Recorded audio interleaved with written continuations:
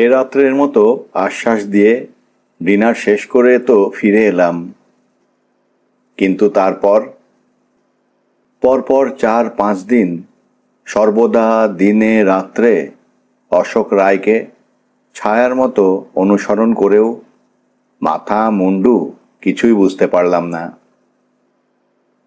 কিরিটি বলতে লাগলো, এদিকে খোঁজ নিতে গিয়ে জানলাম শুধু গত বছরখানেক ধরে মিত্রা সেনের সঙ্গে নাকি অশোক রায়ের একটু বিশেষ করে ঘনিষ্ঠতা চলেছে, এবং বৈকালিতে মিত্রা সেনই অশোকের আসল আকর্ষণ। যতক্ষণ বৈকালিতেও থাকে মিত্রা ও অশোক কাছাকাছিই থাকে, কিন্তু রাত 11টা বাজবার পর থেকেই অশোক যেন কেমন চঞ্চল হয়ে উঠতে থাকে। ঘন ঘন ঘড়ির দিকে তাকায়, চোখে মুখে একটা উত্তেজনার ভাব ফুটে ওঠে। রাত ঠিক 11টায় মিত্রা সেন চলে যায়, এবং মিত্রা সেন চলে যাবার পর থেকেই অশোকের মধ্যে চাঞ্চল্য ও উত্তেজনা দেখা দেয়।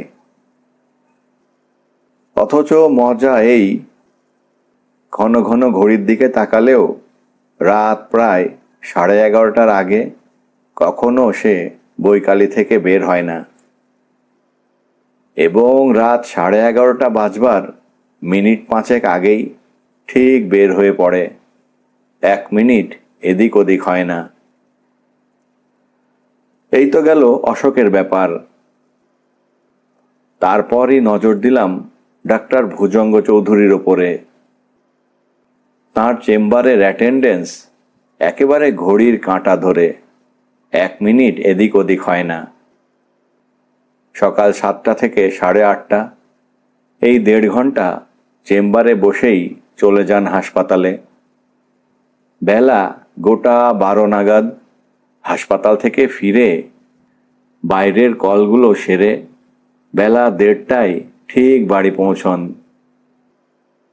বিকেলে 5টা থেকে রাত 8:30 চেম্বার অ্যাটেন্ডেন্স। ঠিক রাত 8:30টায় চেম্বার থেকে বের হয়ে এসে গাড়িতে চাপেন এবং সোজা চলে আসেন আমির আলী এভিনিউতে নিজের বাড়িতে। বাড়িতে একবার রাত্রে পৌঁছানোর পর সকলেই জানে 1000 টাকা দিলেও এবং যত সিরিয়াস কেসই হোক না কেন, রাত্রে কখনো ভুজঙ্গ ডাক্তারকে কেউ বাড়ির বাইরে আনতে পারবে না। এবং নানাভাবে খবর নিয়ে দেখেছি কথাটা মিথ্যে বা অত্যুক্তি নয়। রাত্রে চেম্বার থেকে ফেরবার পর সত্যি আর তিনি বাইরে যান না। এদিকে ভুজঙ্গ ডাক্তার চেম্বার থেকে চলে যাবার পরই তার একজন অ্যাসিস্ট্যান্ট ডাক্তার ও একজন নার্স বাদে 8 ঘন্টার মধ্যেই বাকি আর সব চেম্বার থেকে চলে যায়। চেম্বারের ভেতর থেকে দরজা বন্ধ হয়ে যায়। তখন ওই চেম্বার ও নার্সিংহোমে থাকে কেবল একজন অ্যাসিস্ট্যান্ট ডাক্তার, একজন নার্স, এবং প্রহরায় থাকে একজন শিখ দারোয়ান, নাম গুলজার সিং। সাথে থাকে কুক মাধোলাল। কিন্তু মজা আছে ওইখানেই। রাত 11:30টার পর থেকে রাত প্রায় 1টা-1:30টা পর্যন্ত মাঝে মধ্যে একখানা প্রাইভেট গাড়ি এসে চেম্বারের সামনে দাঁড়ায়। কখনো কোনো পুরুষ, আবার কখনো কোনো মহিলা গাড়ি থেকে নেমে দরজার কলিং বেলের বোতামটা টেপেন গিয়ে। নিঃশব্দে দরজা খুলে যায়। তারা ভেতরে প্রবেশ করেন এবং মিনিট 15 থেকে আধা ঘন্টার মধ্যে আবার চেম্বার থেকে বের হয়ে এসে গাড়িতে চেপে চলে যান। প্রতি রাত্রে এই একই ব্যাপার ঘটছে। কিরিটির কথায় বাধা না দিয়ে পারি না। বলি, এ যে রীতিমতো সিনেমা কাহিনী হে। তাই বটে। শোনো, শেষ হয়নি এখনো। আমার নেক্সট স্টেপ হলো, যে যে গাড়ি রাত্রে চেম্বারে আসে তাদের নম্বরগুলো টুকে অনুসন্ধান করে তাদের মালিকদের খুঁজে বের করা। শুরু করে দিলাম, এবং এইখানে এসেই ব্যাপারটা যেন আরও বিশ্রীভাবে জট পাকিয়ে গেল। কিরকম? প্রশ্ন করলাম। শোনো হে সুব্রতচন্দ্র। কিরিটি আমার মুখের দিকে তাকিয়ে গলায় বেশ একটু আমেজ এনে বলল, চমকে ওঠো না যেন, এবারে নামগুলো শুনো। অশোক রায় ছাড়াও 1 নম্বর Sucharita Devi, her excellency Maharani of Sonapur state.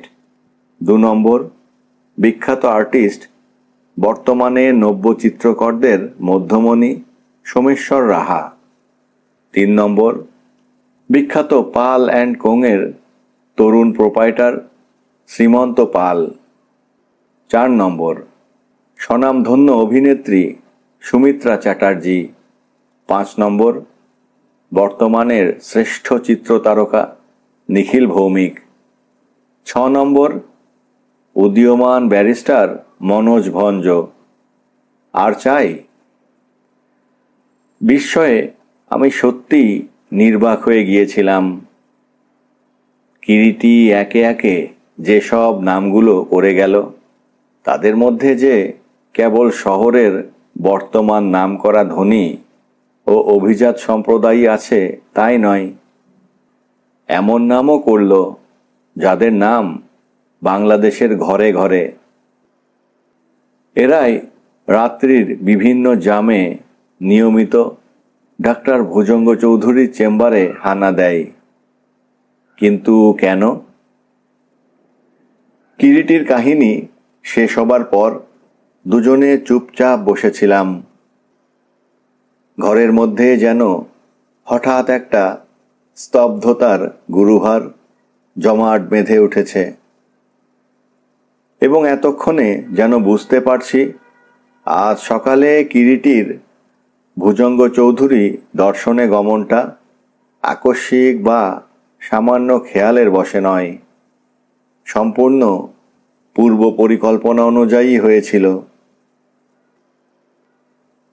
সদ্য কিরিটির মুখে শোনা বিচিত্র নামগুলো ও সেই সঙ্গে সেই লোকগুলোর চেহারা ও এতদিনকার তাদের সকলের আমাদের জানিত বাইরের পরিচয়টা মনের মধ্যে বিচিত্র এক চিন্তার সৃষ্টি করেছিল।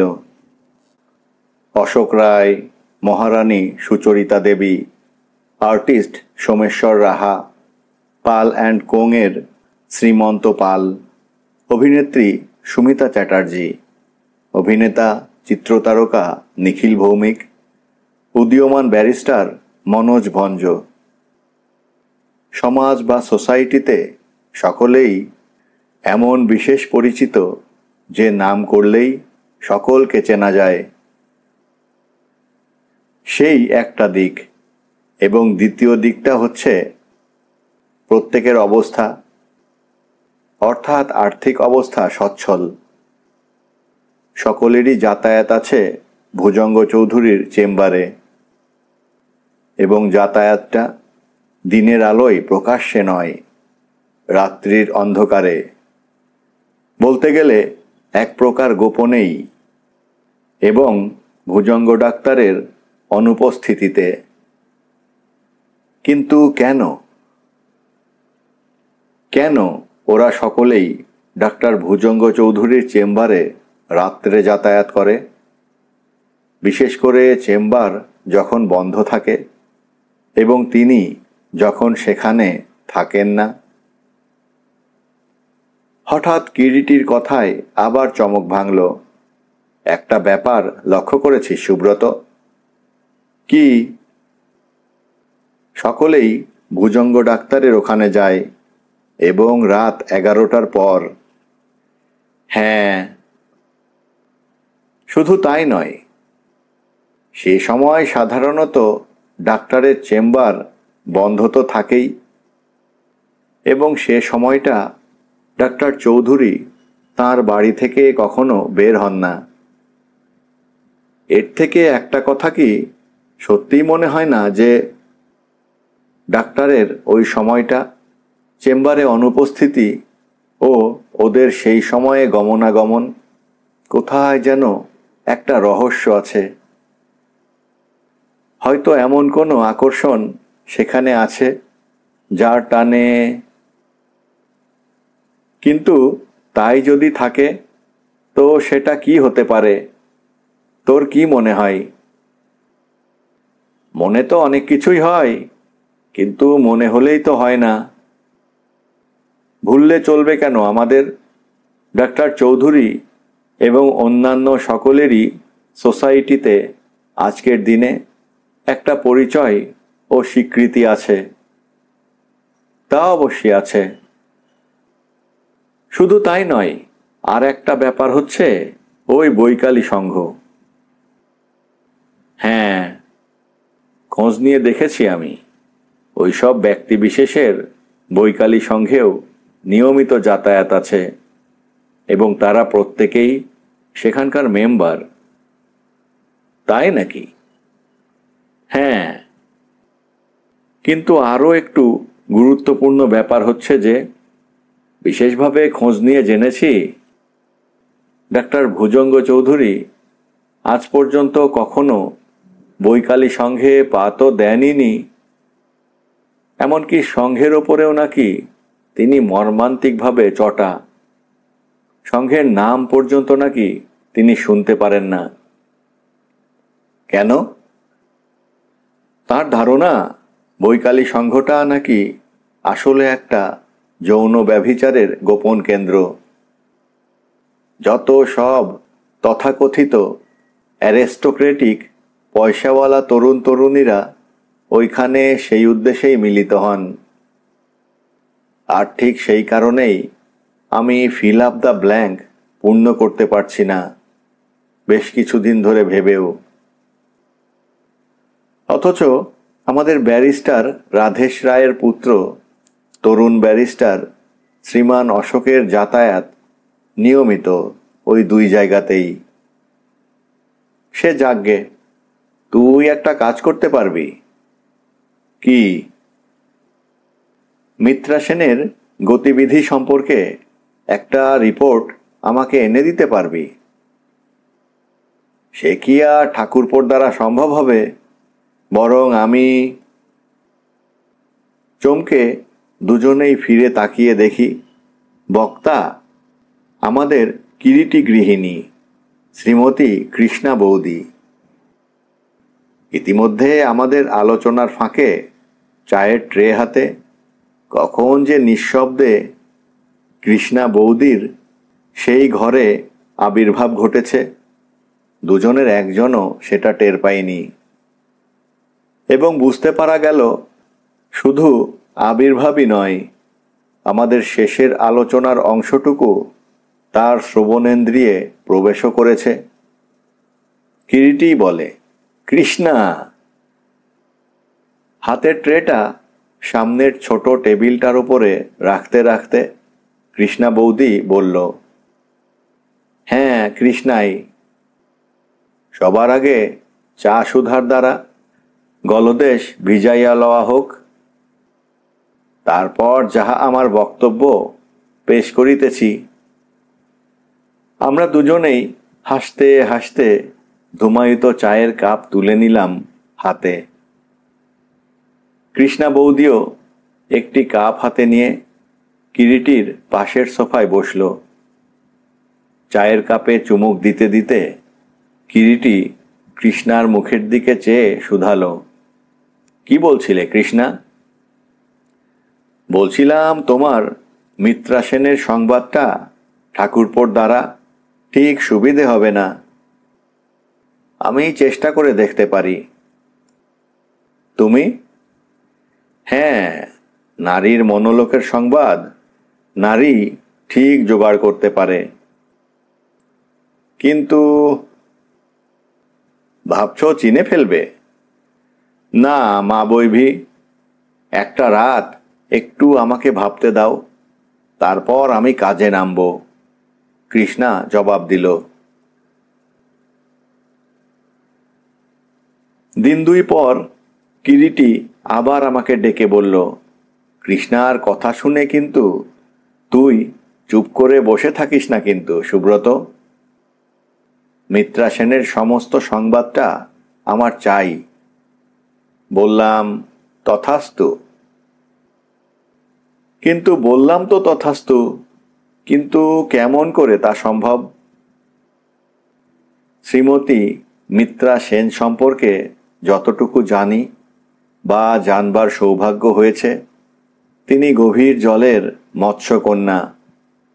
এমন একটা পরিবেশের মধ্যে তাঁর বিহার যে সেখানে আমার মতো একজন নগণ্য অসামাজিক রসকসহীন ব্যক্তির পক্ষে মাথা গলানো শুধু দুঃসাধ্যই নয়, অসম্ভব।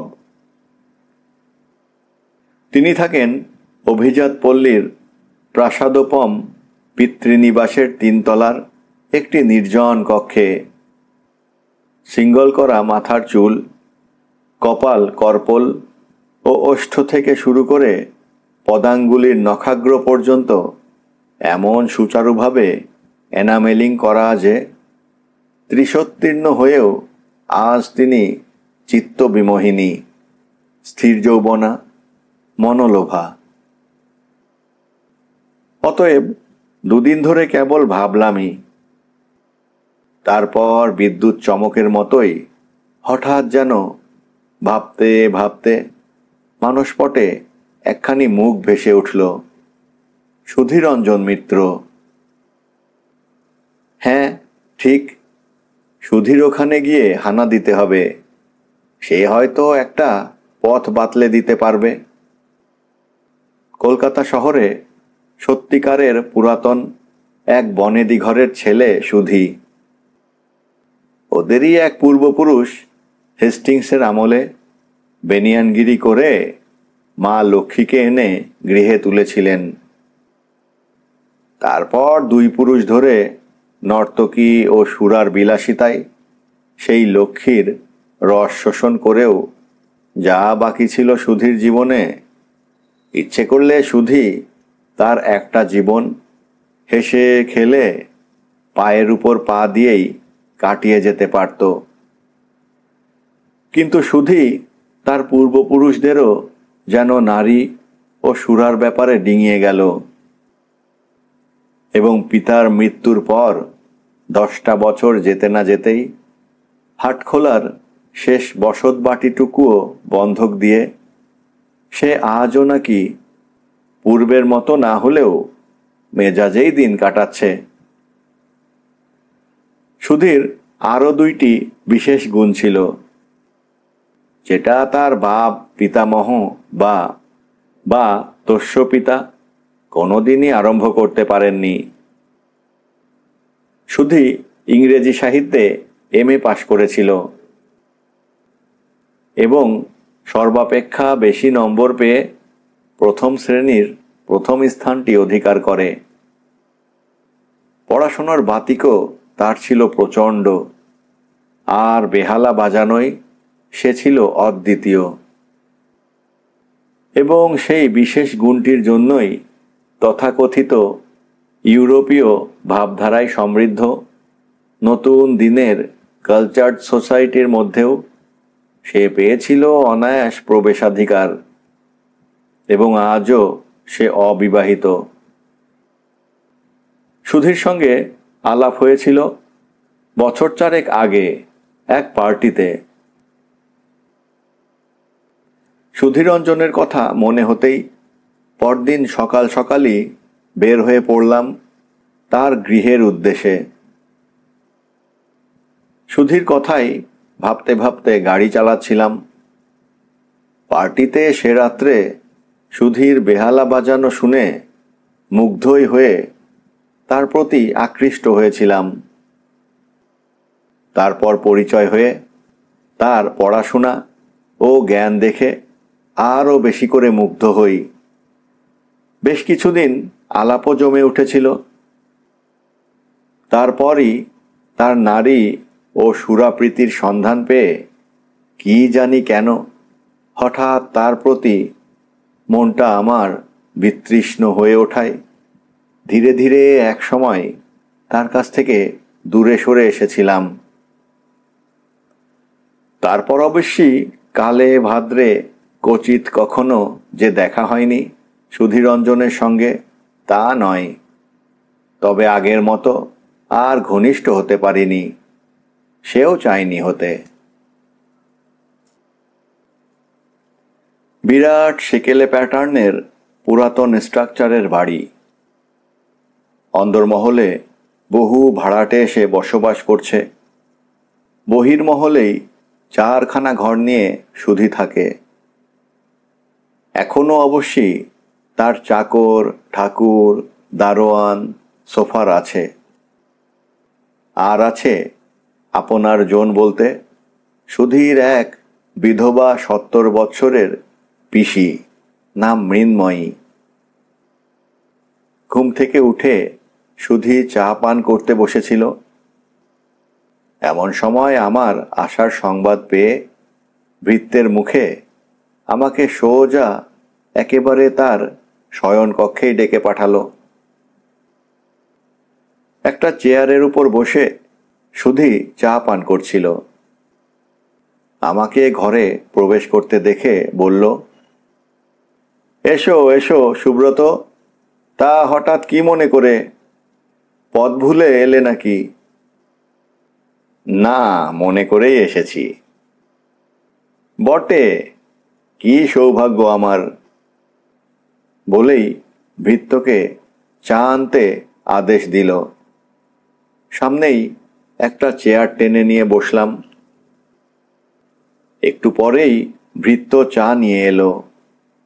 চা পান করতে করতে ভাবছিলাম কিভাবে বক্তব্যটা শুরু করা যায়।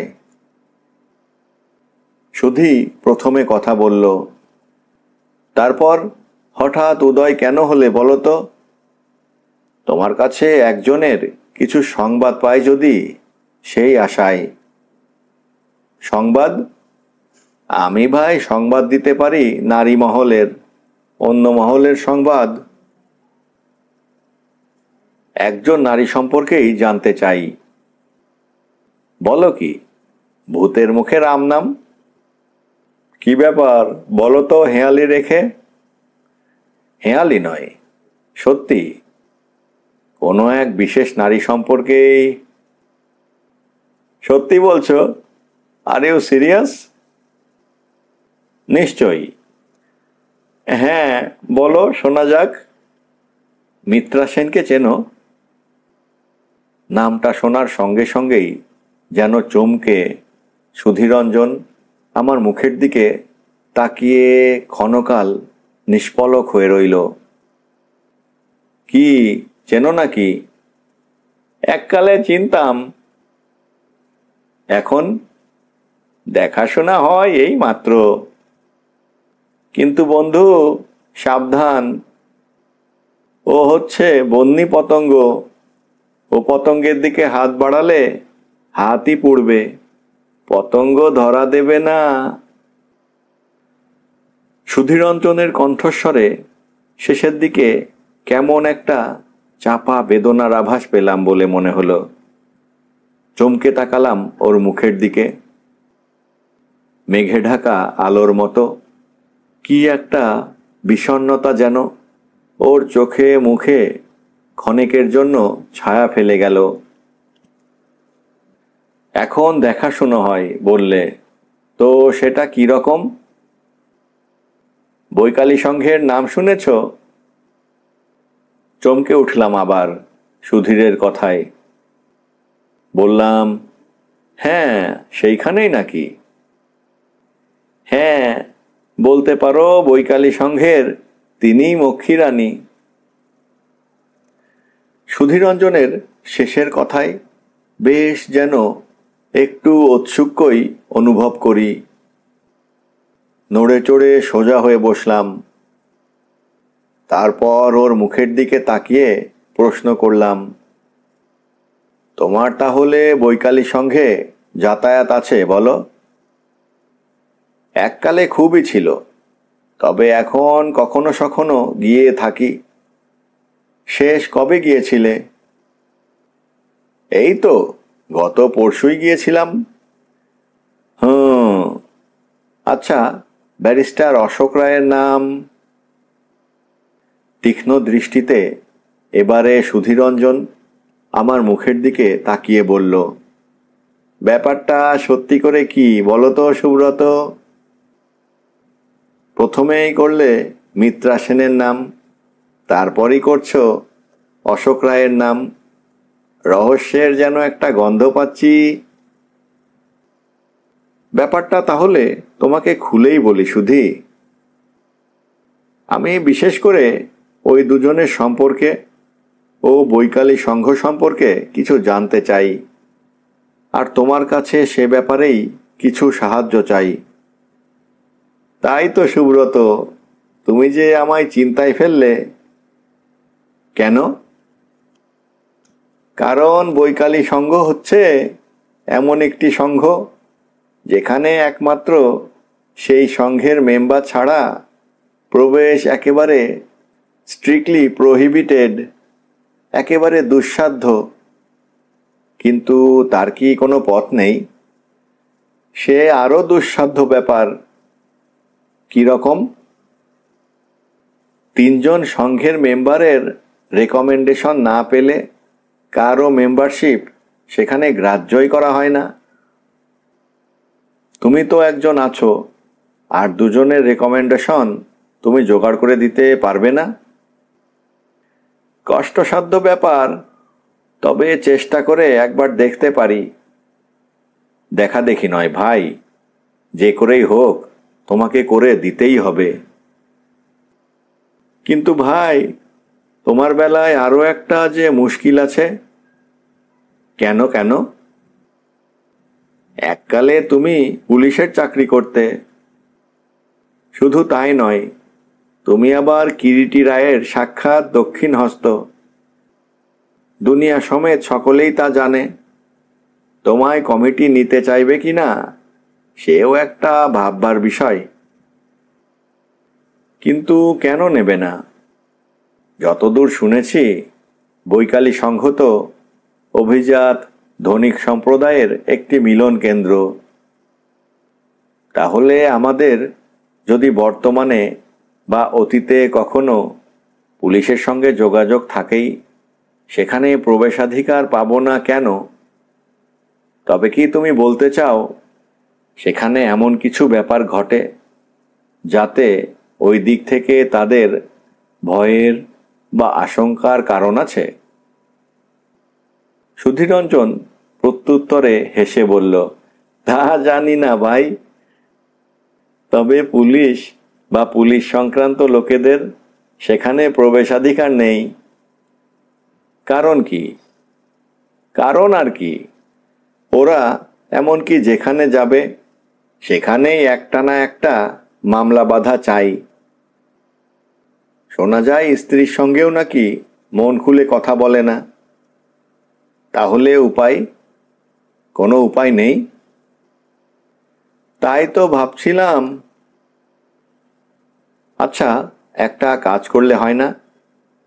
বলো। এই কথা, আসল নামে আমি যাব না, ছদ্মনাম নেব। ধরো কোনো জমিদার নন্দনের পরিচয়ে। কিন্তু তোমার ওই চেহারাটির সঙ্গে যে অনেকেরই পরিচয় সৌভাগ্য আছে ভাই। ভয় নেই, একেবারে অন্য চেহারায় ও বেশে।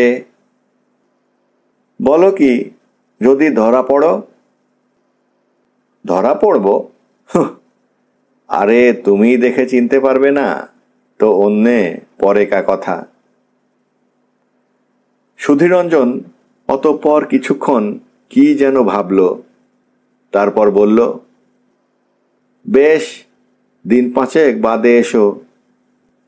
আজ কি নাম নেবে সেইটাই শুধু বলে যাও, একবার চেষ্টা করে দেখব। তুমি বলো না কি নাম নেওয়া যায়। ছদ্মবেশ ও নাম তুমি নেবে, আর বলবো আমি। আচ্ছা, নাম বলছি। মুহূর্তকাল ভাবলাম, পরে বললাম, সত্যসিন্ধু রায়, চক্রধরপুর কোল মাইন্সের মালিক। বেশ, নাম ও পরিচয়টা জোরালো দিয়েছ বটে। সেদিনকার মতো বিদায় নিয়ে সুধীরঞ্জনের ওখান থেকে বের হয়ে এলাম। সুধীর কাছে গিয়ে এতটা যে সুবিধা হবে, যাত্রার পূর্ব মুহূর্তেও তা ভাবিনি। সুধীরঞ্জনের চেষ্টাতেই সত্যসিন্ধু রায় বৈকালী সংঘে প্রবেশাধিকার পেল এবং যথাসময়ে একটি গোলাকার সাদা আইভরি ডিস্কের ওপরে বৈকালী সংঘের সাংকেতিক চিহ্ন অঙ্কিত প্রবেশপত্রও হাতে এসে পৌঁছল। তারও দিন 5 বাদে একদিন রাত 9টায় প্রথম বৈকালী সংঘের দরজায় গিয়ে দাঁড়ালাম। গেটের দারোয়ান দেখলাম অত্যন্ত সজাগ ও চতুর। আমাকে দেখেই প্রশ্ন করল, পাস দেখলাই এ? বৈকালী সংঘের প্রবেশপত্র হিসেবে যেটি আমার হস্তগত হয়েছিল সেটি হচ্ছে ক্ষুদ্র টাকার আকৃতির একটি গোলাকার আইভরি ডিস্ক। তার মধ্যে একটি লাল বৃত্তের মধ্যে অঙ্কিত অপূর্ব সুন্দর একখানি নারী মুখ ও অন্যদিকে লেখা বৈকালী কথাটি। আইভরি ডিস্কটি পকেট থেকে বের করে প্রহরীর সামনে ধরলাম। সঙ্গে সঙ্গে প্রহরী এক দীর্ঘ সেলাম দিয়ে সসম্ভ্রমে পথ ছেড়ে দিয়ে বলল, যাইয়ে সাব।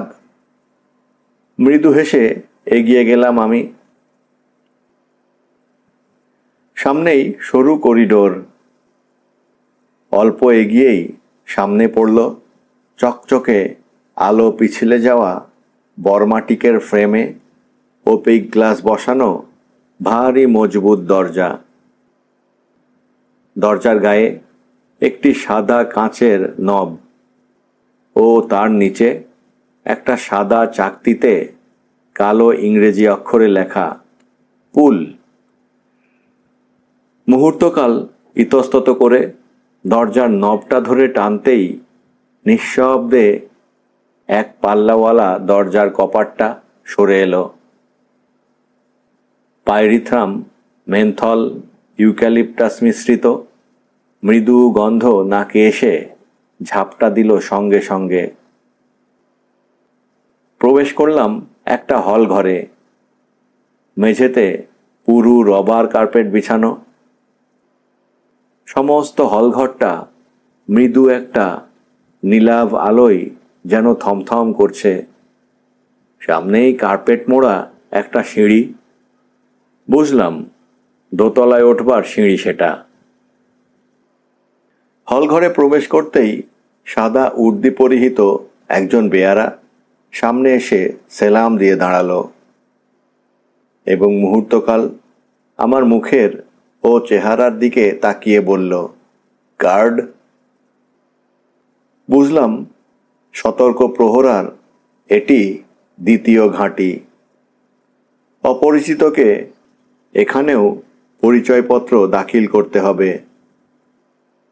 যথারীতি আমাকে সাংকেতিক চিহ্ন অঙ্কিত প্রবেশ চাকতিটি বের করে আবার দেখাতে হলো। সঙ্গে সঙ্গে আবার সেলাম, আপ স্টেয়ার্স প্লিজ। এবারের নির্দেশ ইংরেজিতেই। সামনেই সিঁড়ি। এগিয়ে গেলাম। কার্পেটে মোড়া সিঁড়িটা আধা আধি উঠে ডান দিকে একটু কার্ভ নিয়ে আবার উপরে উঠে গিয়েছে। সিঁড়ির পথেও নীলাভ আলো। সিঁড়ি যেখানে শেষ হয়েছে তার সামনেই আবার দরজা। এ দরজাটিও একটি পাল্লার এবং কাঠ গ্লাসের। আগের দরজার মতো এ দরজার গ্লাসেও নির্দেশ লেখা, পুশ। দরজা ঠেলে ভেতরে ঢুকতেই চোখে পড়ল বিরাট একটি হলঘর। নিচের হলঘরের প্রায় দ্বিগুণ এবং মিশ্রিত হাসি ও মৃদু আলোকের একটা গুঞ্জরণের সঙ্গে সঙ্গে নাকের মধ্যে এসে প্রবেশ করল মৃদু একটা ল্যাভেন্ডারের মিষ্টি গন্ধ। দেওয়ালের গায়ে গায়ে অদৃশ্য আলো থেকে আলোকিত ঘরটি, এবং সে আলো নীলাভ হলেও একটু বেশি স্পষ্ট। ঘরের মধ্যে মধ্যে টেবিল, চেয়ার, সোফা, কৌচ পাতা। সেই সব সোফা কৌচে বসে এবং দাঁড়িয়েও থাকতে অনেককে দেখলাম। বিভিন্ন বয়সের 10-15 জন নরনারী, বিভিন্ন দামি বেশভূষা গায়ে। প্রত্যেকেই তাদের মধ্যে পরস্পরের সঙ্গে হাসি গল্প করছে। আমি ঘরে সম্পূর্ণ একজন অপরিচিত ব্যক্তি। হঠাৎ প্রবেশ করা সত্ত্বেও কেউ আমার দিকে বারেকের জন্য ফিরে তাকালো না। বুঝলাম তারা নিজেদের সম্পর্কে সেখানে কত নিশ্চিন্ত যে আচমকা কোনো অপরিচিত তৃতীয় ব্যক্তি সেখানে প্রবেশ করলেও তারা জানে সে এমন একজন কেউ যে তাদের দ্বারাই সেখানে প্রবেশাধিকার পেয়েছে। মুহূর্তের জন্য দাঁড়িয়ে আমি ঘরের চারপাশটা তীক্ষ্ণ সজাগ দৃষ্টিতে একবার দেখে নিলাম যথাসম্ভব আর চোখে। হলঘরটা দৈর্ঘ্যে যতটা, প্রস্থে তার অর্ধেকের কিছু বেশিই হবে। যে দরজা পথে ঘরে প্রবেশ করেছিলাম সে দরজা ছাড়াও দুদিকে আরও 4টি অনুরূপ কাঠ গ্লাসেরই একটি পাল্লাওয়ালা দরজা চোখে পড়ল, এবং দরজাগুলোর মাথায় ইংরেজি অক্ষরে দেখলাম লেখা রয়েছে 1, 2, 3, 4। ঘরের ওই দরজা ছাড়া আরও 4টি জানালা চোখে পড়ল, কিন্তু সেগুলো একটু বেশ উঁচুতেই, এবং প্রত্যেক জানালায় ভারী নীল রঙের পর্দা টাঙানো। তার উপরে চারদিকে 4টি ভেন্টিলেটর। এছাড়াও ঘরে 4টি ফ্যান আছে, তবে সেগুলো বন্ধই ছিল, মাত্র একটি ছাড়া। দেওয়ালের চারদিকেই আলো, তবে সেগুলো অদৃশ্য, নীলাভ কাঁচের আবরণে ঢাকা। ঘরের দেওয়াল একেবারে দুধ সাদা, সম্পূর্ণ নিরাবরণ। কোথাও একটি ক্যালেন্ডার বা ছবি পর্যন্ত নেই। ঘরের মধ্যে উপস্থিত নরনারীরা সকলেই যে গল্প করছিল তা নয়, 2টো টেবিলে জনা 5 বসে তাসও খেলছিল। আরও একটা জিনিস নজরে পড়ল, ঘরে একটি বিলিয়ার্ড টেবিল, কিন্তু কাউকেও বিলিয়ার্ড খেলতে দেখলাম না। সকলেই যে যার নিজেকে নিয়ে ব্যস্ত। কি করব ভাবছি, হঠাৎ এমন সময় আমার ডাইনে 2 নম্বর দরজাটা নিঃশব্দে খুলে গেল, এবং দীর্ঘকায় এক বৃদ্ধ, পরিধানে দামি নেভি ব্লু ট্রপিক্যাল স্যুট, ঘরের মধ্যে এসে প্রবেশ করলেন এবং আমার দিকে তাকিয়ে গভীর চাপা কণ্ঠে বললেন, আসুন সত্যসিন্ধু বাবু, নমস্কার। আমার নামটা উচ্চারিত হবার সঙ্গে সঙ্গেই দেখলাম একসঙ্গে উপস্থিত ঘরের সকলেরই অনুসন্ধানী দৃষ্টি যেন এক ঝাঁক তীরের মতোই আমার সর্বাঙ্গে এসে বিদ্ধ করল। আগন্তুক তখন ঘরে উপস্থিত সকলকে লক্ষ্য করে বললেন, লেডিস অ্যান্ড জেন্টলম্যান, আসুন আপনাদের পরিচয় করিয়ে দিই আমাদের বৈকালী সংঘের নতুন সভ্য শ্রীযুক্ত সত্যসিন্ধু রায়ের সঙ্গে। ইনি চক্রধরপুরের একজন বিখ্যাত কোল মার্চেন্ট। অতঃপর প্রত্যেকের সঙ্গে নাম করে করে আলাপ করিয়ে দিতে লাগলেন আগন্তুক। ইনি সলিসিটার শানু ভৌমিক, ইনি অ্যাডভোকেট নীলাশ্বর মিত্র, ইনি অ্যাডভোকেট নীলাম্বর মিত্র, ইনি মার্চেন্ট শ্রীমন্ত পাল, ইনি ব্যারিস্টার অশোক রায়, ইত্যাদি ইত্যাদি। প্রতিবারেই আগন্তুকের মুখের দিকে তাকাচ্ছিলাম। দীর্ঘকায়, বয়স মনে হয় 50-তীর্ণ, 60-এর কাছাকাছি হবে। মাথার চুল কোঁকড়ানো, ব্যাকব্রাশ করা এবং একেবারে সাদা। চোখে একটি কালো কাঁচের চশমা, পুরু ঠোঁট এবং উপরের পাটির দাঁতের সামনের দুটো দাঁত যেন একটু বেশি বড়। গাল সামান্য তোবড়ানো, বোঝা যায় মাড়ির দাঁত নেই। মুখে সাদা ফ্রেঞ্চ কাট দাড়ি, সামান্য একটু কুঁজো হয়ে দাঁড়ান। গলাটা ভারী এবং গম্ভীর হলেও কেমন যেন একটা অদ্ভুত মিষ্টত্ব আছে কণ্ঠস্বরে। আচ্ছা, তাহলে আমি চললাম। Make yourself comfortable mister Roy বলেই বললেন। আশ্চর্য, দেখুন, সবার পরিচয় দিলাম অথচ নিজের পরিচয়টাই আপনাকে দিলাম না। আমার নাম রাজেশ্বর চক্রবর্তী। ও, আপনি তাহলে এখানকার প্রেসিডেন্ট, বললাম এবার আমি। তাই, আচ্ছা চলি।